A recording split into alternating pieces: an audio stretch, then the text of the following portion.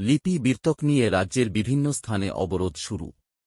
লিপি বীর্তকে কেন্দ্র করে টিআইএসএফ সহ বিভিন্ন সংগঠনের আজ সকাল থেকে রাজ্যের বিভিন্ন স্থানে সড়ক অবরোধ শুরু হয়েছে।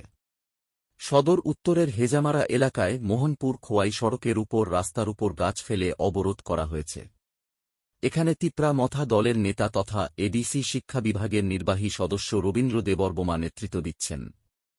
অপরদিকে আসাম আগরতলা জাতীয় সড়ক মুঙ্গিয়াকামিতে অবরোধের নেতৃত্বে রয়েছেন এডিসি স্বাস্থ্য বিভাগের নির্বাহী সদস্য কমল কলি।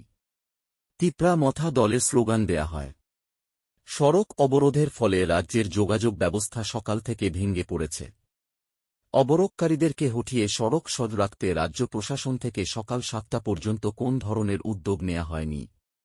এখন দেখার বেলা বাড়ার সাথে সাথে রাজ্য প্রশাসন কী ব্যবস্থা নেন, সেদিকে সকলে তাকিয়ে রয়েছে।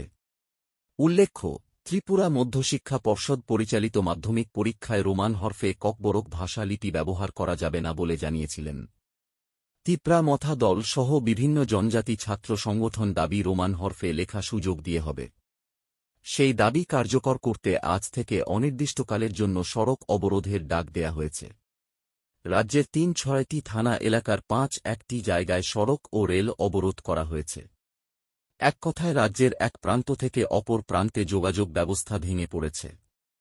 বাড়ছে জনদুর্ভোগ। আজ যাদের পরীক্ষা আছে, সেই সব পরীক্ষার্থীদের পড়তে হবে প্রচণ্ড সমস্যায়।